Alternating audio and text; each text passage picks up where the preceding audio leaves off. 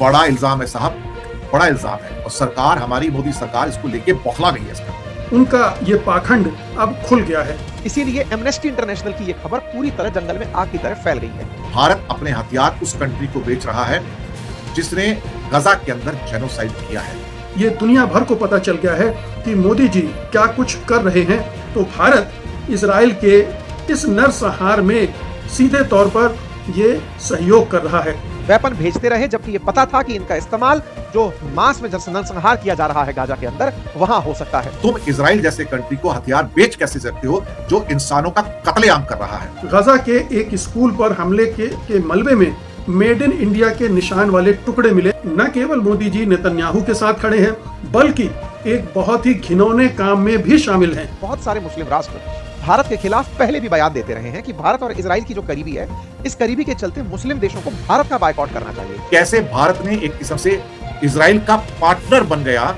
ये बहुत ही खतरनाक स्थिति है। जो पाप करने से यूरोप के देश बच रहे हैं, वो महापाप हमारी सरकार और हमारे प्रधानमंत्री कर रहे हैं। भारत ने ये फैसला कि वो इजराइल को वेपन देगा, इसे पब्लिक नहीं किया। ये कई सवाल खड़े करेगा।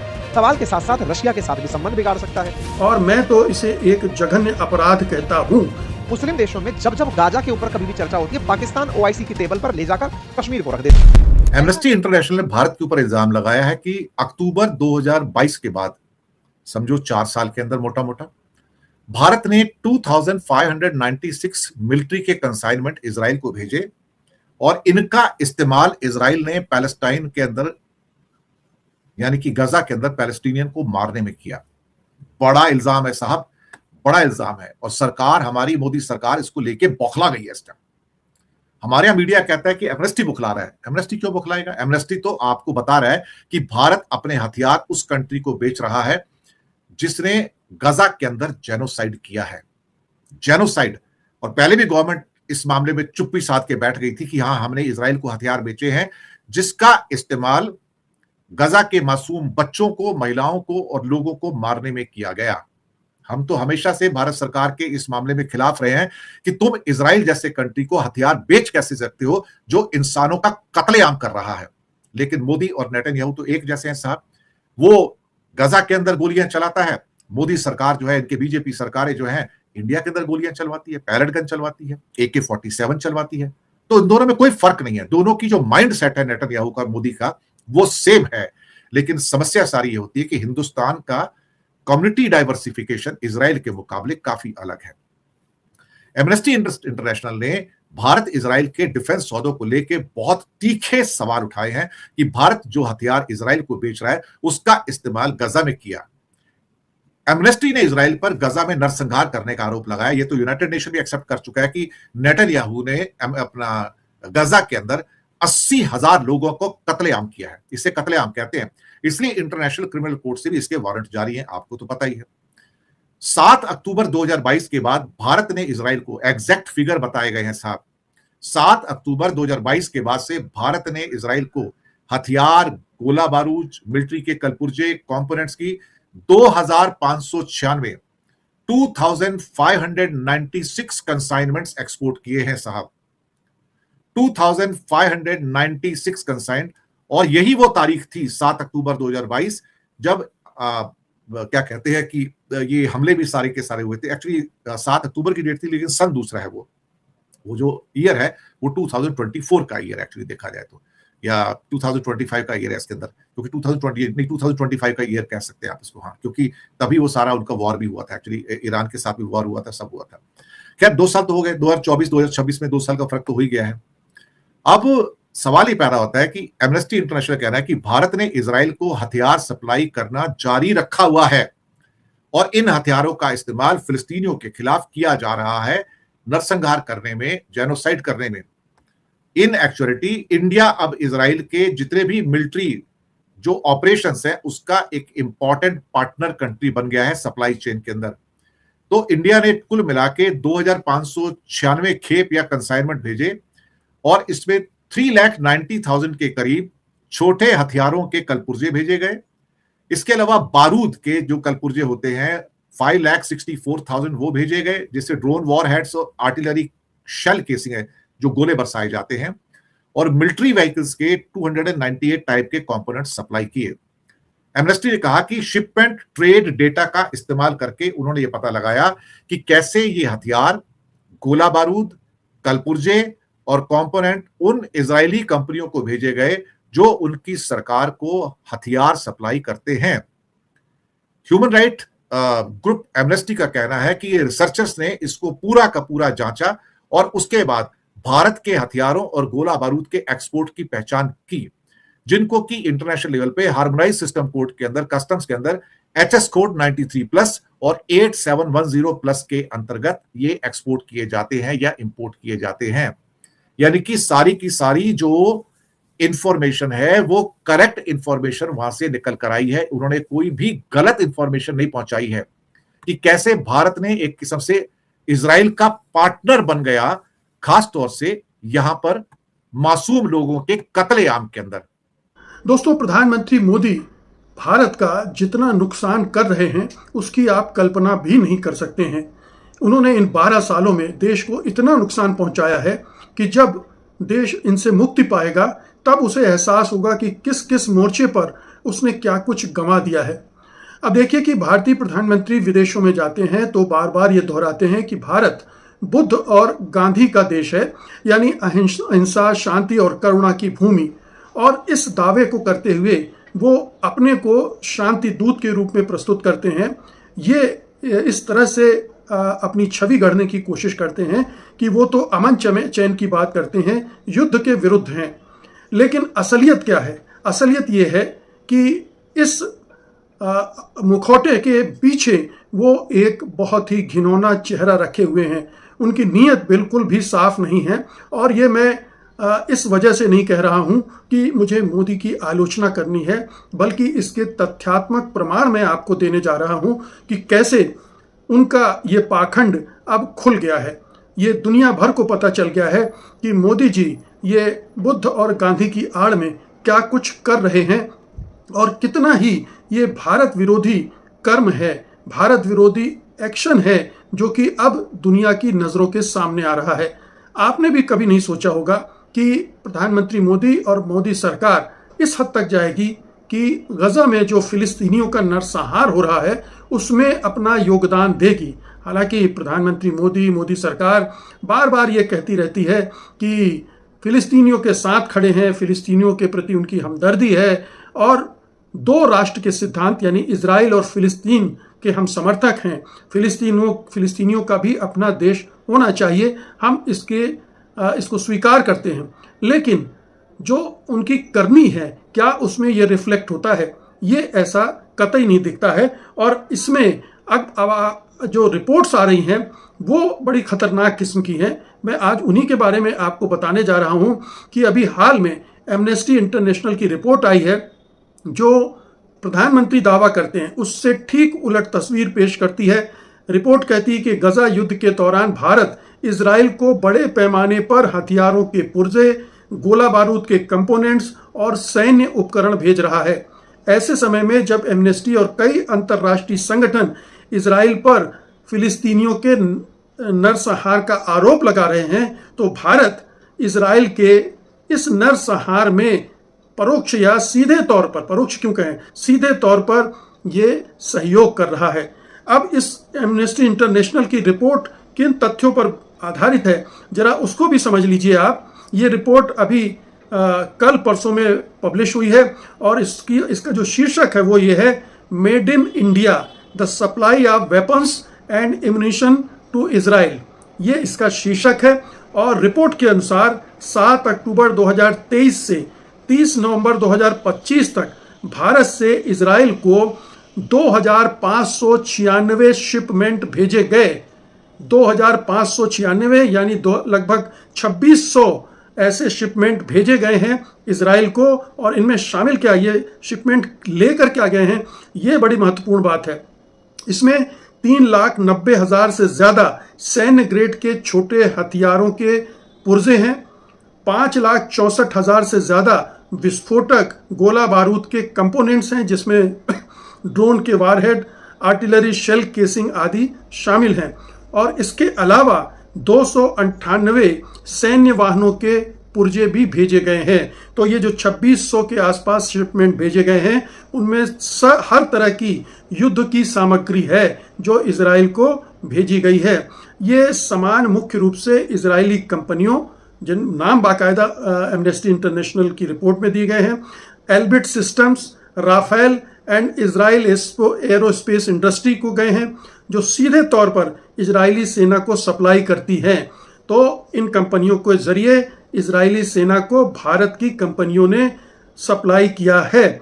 कुछ खास घटनाएं और भी सामने आई हैं जो इसकी पुष्टि करती हैं। मई 2024 में स्पेन के पोर्ट पर एक जहाज को रोका जाता है जिसमें चेन्नई से भेजे गए 20 टन रॉकेट इंजन और विस्फोटक थे। जून 2024 में गजा के एक स्कूल पर हमले के मलबे में मेड इन इंडिया के निशान वाले टुकड़े मिले, यानी भारत जो युद्ध सामग्री भेज रहा है इजराइल को तरह तरह से, वो वहां पर फिलिस्तीनियों पर हमले में इस्तेमाल हो रहे हैं। अब भारत की कौन सी कंपनियों ने भेजे हैं, ये नाम भी उजागर हो गए हैं। इनमें म्यूनिशंस इंडिया लिमिटेड है जो सरकारी कंपनी है, फिर निजी कंपनियां भी हैं और इसमें अडानी की भी कंपनी है। निजी कंपनियों में प्रीमियर एक्सप्लोसिव्स है, कल्याणी है, अडानी इजराइल जॉइंट वेंचर भी शामिल हैं।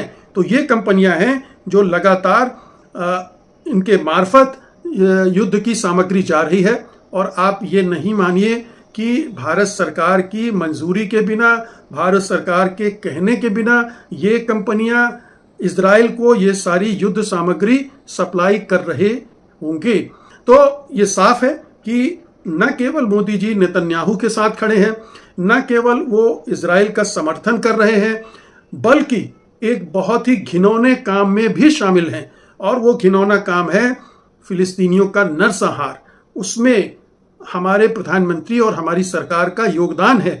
ये बहुत ही खतरनाक स्थिति है कि यूरोप के कई देशों ने गजा युद्ध के बाद हथियार निर्यात रोक दिए हैं इजराइल को, लेकिन भारत अब उस कमी को पूरा कर रहा है। यानी कि जो पाप करने से यूरोप के देश बच रहे हैं, उन्होंने अपने हाथ पीछे खींच लिए हैं, वो महापाप हमारी सरकार और हमारे प्रधानमंत्री कर रहे हैं। ये आप एक विरोधाभास है, एक पाखंड है, और मैं तो इसे एक जघन्य अपराध कहता हूं, क्योंकि आप गांधी और बुद्ध का नाम लेते हैं, भारत की छवि को नष्ट करते हैं उनका नाम लेते हुए।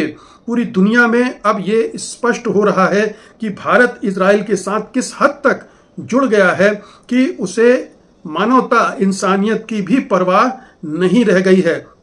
और भी ध्यान रखिए कि जो बहुत सारे अंतर्राष्ट्रीय मानवाधिकार संगठन हैं, उनका कहना है कि ये तब हो रहा है जब अंतर्राष्ट्रीय न्यायालय ने नरसंहार रोकने के स्थायी आदेश दिए हैं और गजा में हजारों नागरिक मारे जा चुके हैं। तब हथियारों के पुर्जे भेजना नैतिक और कानूनी दोनों रूप से गलत है। इस पर सवालिया निशान लगते हैं और जाहिर है कि ये बहुत ही दुखद है, बहुत ही क्षोभजनक है और इसे बर्दाश्त नहीं किया जाना चाहिए। मेरे ख्याल से पूरे देश में जो भी अमानवीय अत्याचारों का विरोध करते हैं, अत्याचार तो अमानवीय होते ही हैं, लेकिन जिस तरह की अमानवीय हिंसा गजा में की जा रही है, फिलिस्तीन में की जा रही है, उसको देखते हुए अगर भारत सरकार, प्रधानमंत्री मोदी ये कर रहे हैं तो इसे बर्दाश्त नहीं किया जाना चाहिए, क्योंकि ये भारत की छवि को आने वाले बहुत सारे वर्षों तक नुकसान पहुंचा रही है। मैं इसे देश विरोधी हरकत भी कहने के लिए मुझे इसमें कोई संकोच नहीं है कि भारत ने जो छवि इतने वर्षों में बनाई थी, वो अब इस तरह की कुछ हरकतों से नेस्तनाबूद हो रही है, ध्वस्त हो रही है, धज्जियां उसकी उड़ रही हैं। पूरी तरह जो यहाँ के प्रेमाइसेस हैं, बिल्डिंग्स हैं, उनको खंडर बनते हुए आपने देखा। तस्वीरें चीख-चीख कर ये बयान करती हैं कि यहाँ पर बहुत सारे लोगों का नुकसान हुआ होगा, करोड़ों रुपए, डॉलर्स का नुकसान हुआ होगा। हालत देख करके समझ में आता है कि इसके रिकंस्ट्रक्शन में भी अरबों रुपया खर्च होगा। लेकिन इतना ही नहीं, यहाँ पर बहुत से लोगों की जान भी गई। इजराइल ने हमास को खत्म करने के लिए यथासंभव, जितना संभव था, यहाँ पर हमले किए। ये जो तस्वीरें बयान कर रही हैं, इन तस्वीरों में यदि आपको यह पता चले कि इन हमलों को करने में भारतीय वेपन्स का भी इस्तेमाल किया गया था, तो यह मामला सुनने में अटपटा जरूर लगेगा। ऐसा मैं क्यों कह रहा हूं? क्योंकि एमनेस्टी इंटरनेशनल का दावा है कि भारतीय वेपन्स का इस्तेमाल हुआ था गाजा को तहस-नहस करने में। कहां है गाजा? इजराइल के पश्चिम के अंदर गाजा। कि बीते 3 सालों से जो इजराइल कर रहा है गाजा पट्टी के अंदर, उसमें भारत का बड़ा रोल है। India continuing weapon export to Israel could risk complicity in ongoing genocide in Gaza. इस तरह का इन्वेस्टिगेशन एमनेस्टी इंटरनेशनल ने कल के दिन प्रकाशित किया। तो भारत की नीति में परिवर्तन क्या भारत का गल्फ देशों के साथ संबंध बिगाड़ देगी? क्या एमनेस्टी इंटरनेशनल की यह रिपोर्ट भारत और ईरान के, भारत और सऊदी के रिश्ते खराब करेगी? क्योंकि ये सभी वो देश थे जो गाजा पट्टी के अंदर इजरायली हमलों का विरोध कर रहे थे। अगर इजराइल को हमला करने में भारत के वेपन्स ने मदद की है, तो क्या यह अंतरराष्ट्रीय जो एटीटी ट्रीटी है उसका उल्लंघन है? सारी बातें डिटेल में, लेकिन उससे पहले आप लोगों को ये कुछ हेडलाइंस के माध्यम से बता दूं कि लगभग 9596 आर्म्स शिपमेंट हैं जो भारत के द्वारा भेजे, सॉरी 2596 ऐसे आर्म्स शिपमेंट हैं जो भारत के द्वारा इजराइल को भेजे गए थे। तो क्या रही भारत की विदेश नीति? क्यों हमने लोगों को नहीं बता के रखा इस वाली बात को? हम लोगों के सामने यही क्यों बताते रहे कि हम खरीदते हैं, इजराइल हमसे खरीद रहा है? यह जानकारी क्यों नहीं आई? साथियों, अंतरराष्ट्रीय मानवाधिकार संगठन है एमनेस्टी इंटरनेशनल। इसने भारत और इजराइल के रक्षा सौदों को लेकर हाल में सवाल उठाए हैं। एमनेस्टी इंटरनेशनल ने अपनी स्वतंत्र जांच में यह पाया कि गाजा के अंदर, 30 जुलाई की रिपोर्ट है ये, कि गाजा में सप्लाई होने में जो आर्म सप्लाई हो रहे थे, गोला बारूद जो सप्लाई हो रहा था, मिलिट्री कंपोनेंट जो सप्लाई हो रहे थे, उसमें भारत सरकार का कंट्रीब्यूशन था। अब यह बात क्यों लाई गई है, इसका भी मकसद समझिए। देखिए, भारत अंतरराष्ट्रीय स्तर पर इजराइल और पैलेस्टाइन की प्रॉब्लम का 2 स्टेट सॉल्यूशन का पैरवी करता रहा है। हमेशा भारत यह कहता रहा है कि इजराइल और पैलेस्टाइन को कोएग्जिस्ट करना चाहिए, जबकि गल्फ के अधिकतम देश यह मानते हैं, विशेष रूप से मुस्लिम पूरा वर्ल्ड यह मानता है कि केवल पैलेस्टाइन को होना चाहिए।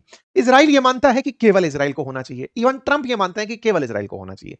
भारत क्या मानता है कि इजराइल और फिलिस्तीन को सह अस्तित्व होना चाहिए, क्योंकि यूएन में 2 स्टेट सॉल्यूशन सुझाया जा चुका है। तो ऐसे में अब अगर आपको यह पता चले कि 2 देश पैलेस्टाइन और इजराइल लड़ रहे थे और भारत इजराइल को वेपन दे रहा था लड़ने के लिए, जबकि दोनों ही देशों के साथ भारत के अच्छे संबंध हैं, तो क्या भारत के गाजा के साथ अच्छे संबंध हैं? नहीं। जो पीएलओ करके ऑर्गेनाइजेशन है, जो वेस्ट बैंक से ऑपरेट होता है, पैलेस्टाइन के अंतरराष्ट्रीय स्तर पर बात करता है, यासर अराफात जिसके काफी चर्चित चेहरे रहे, भारत के संपर्क उनके साथ अच्छे रहे हैं। ओके, फिर क्या कहना चाहते हो? इशू यह है कि पैलेस्टाइन के मुद्दे पर, गाजा के मुद्दे पर बहुत सारे मुस्लिम राष्ट्र भारत के खिलाफ पहले भी बयान देते रहे हैं कि भारत और इजराइल की जो करीबी है, इस करीबी के चलते मुस्लिम देशों को भारत का बायकॉट करना चाहिए। फिर चाहे तुर्की हो, पाकिस्तान हो, अजरबैजान हो, इनका ऑपरेशन सिंदूर के समय एक हो जाना कहीं ना कहीं तुर्की का इजराइल से नफरत करने के कारण था। परिणाम यह था कि तुर्की को इजराइल से दिक्कत थी, इजराइल भारत मित्र थे, तो बोले भारत और इजराइल मित्र हैं तो तुर्की और पाकिस्तान मित्रता निभाएंगे ऑपरेशन सिंदूर के समय पर। अक्सर अंतरराष्ट्रीय स्तर पर पाकिस्तान कश्मीर को गाजा बताकर ही ट्रीट करता है कि देखिए, जिस तरह से इजराइलियों ने वेस्ट बैंक और गाजा पर कब्जा किया हुआ है, भारत ने ऐसे ही कश्मीर पर कब्जा किया हुआ है। वो यही कहकर के लोगों का समर्थन दुनिया में जुटाता है। मुस्लिम देशों में जब जब गाजा के ऊपर कभी भी चर्चा होती है, पाकिस्तान ओआईसी की टेबल पर ले जाकर कश्मीर को रख देता है कि साहब जब इसकी चर्चा कर रहे हो तो इसकी भी कर लो। ऐसा करके इजराइल ने अगर गाजा पर हमला किया तो भारत ने इजराइल की मदद करी गाजा को नुकसान पहुंचाने में, तो ये मुस्लिम देशों को और एकजुट करने के काम आ सकती है, भारत के खिलाफ सेंटिमेंट तैयार कर सकती है। इस खबर का सही में मायना यह है। जब यह मायना सही में अंतरराष्ट्रीय स्तर पर है, तो राष्ट्रीय स्तर पर भी है, क्योंकि भारत के अंदर भी कई राजनीतिक दल केवल इसलिए खुलकर इजराइल के साथ नहीं आते क्योंकि उन्हें लगता है कि देश के अंदर एक वर्ग, मुस्लिम वर्ग, कहीं उनसे खफा ना हो जाए, उनका जो वोट बैंक है वो उनसे नाराज ना हो जाए, उनके लिए जो जरूरी वोट एक साथ होकर पड़ते हैं वो कहीं बट ना जाए। अगर इजराइल का सपोर्ट किया तो मुस्लिम वोट छिटक सकते हैं। इसी के चलते बहुत से राजनीतिक दल, इवन यूपीए के काल में भी और उससे पहले के काल में भी, पहले की राजनीति में भी यही रहा कि इजराइल के साथ प्रधानमंत्रियों की यात्रा ही नहीं हुई, क्योंकि इजराइल और गाजा का मुद्दा जो है वो इतना आसान नहीं है जितना कि भारत पाकिस्तान को आप कह सकते हैं कि 2 देश हैं। वहां पर दूसरा देश अस्तित्व की ही लड़ाई लगातार लड़ रहा है, जिसका नाम फिलिस्तीन है। ऐसे में एक नेचुरल सेंटिमेंट जो है मुस्लिम्स का पैलेस्टीन के साथ है। एनीवे, अब इस खबर को आगे डिकोड करते हैं। एमनेस्टी इंटरनेशनल ने कहा कि भारत में निर्मित वेपन्स को बेचा गया इजराइल को, और इस काम को करने के लिए कई प्राइवेट कंपनीज ने इस काम को ऑर्गेनाइज किया। भारत और इजराइल की जो फिलहाल मित्रता है, इस पूरी मित्रता में जो यूपीए सरकार रही, वो यूपीए सरकार इस बात को लेकर के बहुत ज्यादा बचती रही। एमनेस्टी इंटरनेशनल की रिपोर्ट को पढ़ा जाए तो उसमें निकलता है कि भारत ने 3,90,000 military grade small arms part जो है वो इजराइल को बेचे हैं 2023 से लेकर 2025 के बीच में। ऐसे ही नहीं, 5,64,000 एक्सप्लोसिव ऑर्डिनेंस कंपोनेंट भारत ने इजराइल को बेचे हैं। 298 मिलिट्री व्हीकल कंपोनेंट भारत के द्वारा इजराइल को दिए गए हैं। इतना ही नहीं, इनमें कंपनियों के नाम तक भी बाहर निकल कर आए, जिसमें Elbit system, Israel aerospace industries और रफाइल एडवांस डिफेंस सिस्टम। ये वो फ्रांस वाला रफाइल नहीं है, ये दूसरा रफाइल है इनका, इजराइल वालों का। ठीक है, हमने इनको सामान बेच दिया, लेकिन यह सामान बेचने से हमारे ऊपर सैंक्शंस नहीं आ रहे, हमारे ऊपर मोरल प्रेशर आ रहा है। इसीलिए भारत सरकार ने कभी ओपनली इस बात को एक्सेप्ट नहीं किया। इसीलिए एमनेस्टी इंटरनेशनल की यह खबर पूरी तरह जंगल में आग की तरह फैल गई है। जैसे ही एमनेस्टी ने यह खबर बाहर निकाली, अंतरराष्ट्रीय स्तर पर यह चर्चा का विषय बन गई। अल जजीरा लिखता है कि India continues to supply arms to Israel despite a substantial risk of them being used in the ongoing genocide against Palestinians। Weapon भेजते रहे जबकि यह पता था कि इनका इस्तेमाल जो मास में नरसंहार किया जा रहा है गाजा के अंदर, वहां हो सकता है। By the way, amnesty international और अल जजीरा दोनों ही इजराइल में बैन है। और तो और ऐसे ही तुर्की का न्यूज चैनल टीआरटी वर्ल्ड, वो भी इसे ऐसे ही उठाता है। अंतरराष्ट्रीय स्तर पर पाकिस्तान के द्वारा भी इस खबर को रात हाथों हाथ उठा लिया जाता है कि देखो भारत ऐसा किया था। ये कुछ पाकिस्तानी पत्रकारों के नाम हैं, साजिया खान जैसे, जो इस मामले को उठा करके अब चल रहे हैं। भारत ने यह फैसला कि वो इजराइल को वेपन देगा, इसे पब्लिक नहीं किया। ये कई सवाल खड़े करेगा। सवाल के साथ साथ रशिया के साथ भी संबंध बिगाड़ सकता है, क्योंकि रशिया ने भी भारत से वेपन्स की आस्क की थी। ये रिपोर्ट्स हैं, लेकिन भारत ने उसे पब्लिक में नहीं आने दिया। हो सकता है कि भारत ने रशिया को भी वेपन्स भेजे हों, उनकी खबर बाहर अब तक ना निकली हो। लेकिन एमनेस्टी इंटरनेशनल ने जो खबर निकाली, इसका भारत के अंतरराष्ट्रीय परिप्रेक्ष्य पर क्या असर पड़ेगा, यह एक निश्चित ही विचारणीय तथ्य निकल कर आया।